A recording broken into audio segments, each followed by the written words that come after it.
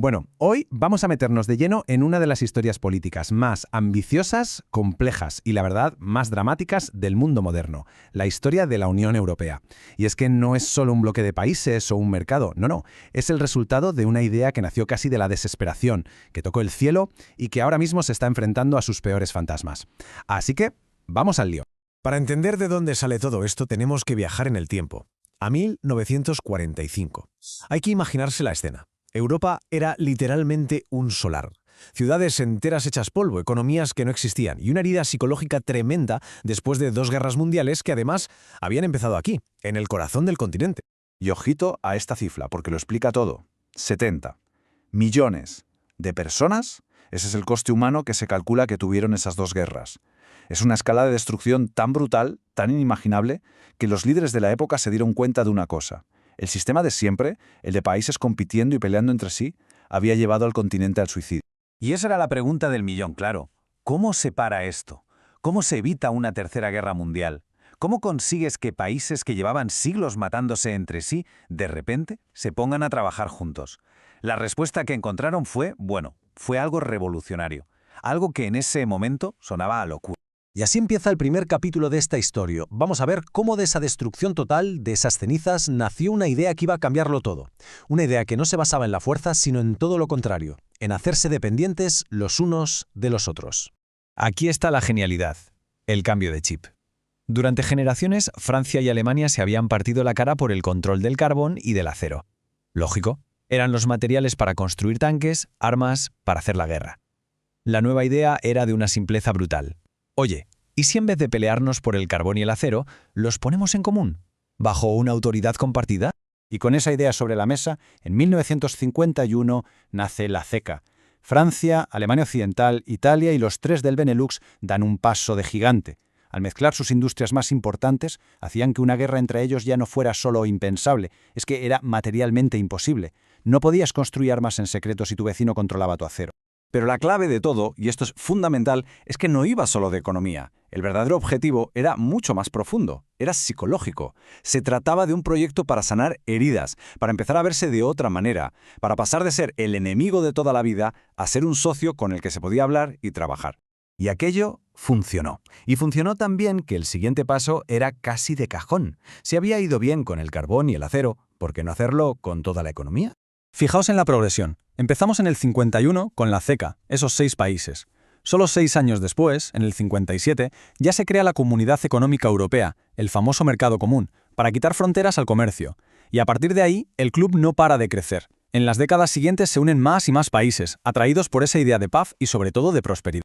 Y es que el motor que movía todo esto era el éxito económico, no nos engañemos. Eran años de reconstrucción, de crecimiento brutal. La gente veía en su día a día que unirse funcionaba, que se vivía mejor. Y esa prosperidad que se notaba en la calle fue el pegamento que mantuvo unido el proyecto durante décadas. Y con ese viento de cola llegamos a un momento de euforia total, lo que podríamos llamar la edad de oro del proyecto europeo, una época en la que de verdad parecía que no había límites. Y entonces, 1989. Cae el muro de Berlín. Y eso lo cambia absolutamente todo. De repente, esa división artificial de Europa, el telón de acero, desaparece. El sueño de una Europa unida, entera y libre, dejaba de ser una fantasía, era una posibilidad real. Y todo ese optimismo se tradujo en cosas muy concretas. En 1992, el Tratado de Maastricht crea oficialmente la Unión Europea que conocemos. Y con ella llegan sus grandes símbolos, una moneda única, el euro, la posibilidad de viajar sin pasaporte por el espacio Schengen o programas como el Erasmus, que básicamente crearon a la primera generación de auténticos ciudadanos europeos. Pero claro, como en las buenas historias, después de una subida tan espectacular, suele venir la caída. Y todo ese optimismo de los 90 estaba a punto de darse de bruces con la realidad. Y aquí está la pregunta incómoda, la que nadie quería hacer en voz alta. El proyecto se había construido en tiempos de vacas gordas, de crecimiento, pero ¿era lo bastante fuerte para aguantar una tormenta de verdad? Bueno, la crisis financiera mundial de 2008 se encargó de dar la respuesta. El problema de fondo es que la crisis no golpeó a todos por igual, ni de lejos. Ahí se vio la gran debilidad del euro. Una moneda para todos, sí, pero cada país con sus propios impuestos, su propia deuda, sus propios problemas. Y cuando la tormenta pegó, esa estructura se rompió. Países del sur como Grecia o España se ahogaban, mientras países del norte como Alemania marcaban el ritmo de la respuesta. Y así nació una división muy fea. los acreedores del norte contra los deudores del sur. Y de ahí, claro, nació un resentimiento enorme. Por primera vez, muchísima gente empezó a pensar que la Unión Europea no era la solución, sino el problema, que les imponía recortes y austeridad. El sueño de la solidaridad se rompió. Y en ese hueco apareció una palabra que se quedaría para siempre en el debate: euroescepticismo. Aquella grieta económica que se abrió en 2008 fue solo el principio. Fue la puerta de entrada a una década de crisis en cadena que han llevado a la Unión a su momento más delicado desde que nació.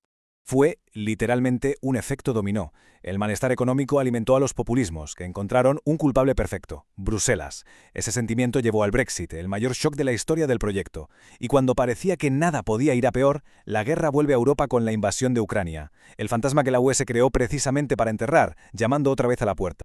Y esto nos lleva a la paradoja más brutal de todas. La Unión Europea, el mayor proyecto de paz de la historia, se ve ahora obligada a rearmarse a toda velocidad. Nació para que la diplomacia sustituyera a los cañones, y su nueva realidad es hablar de defensa y de disuasión.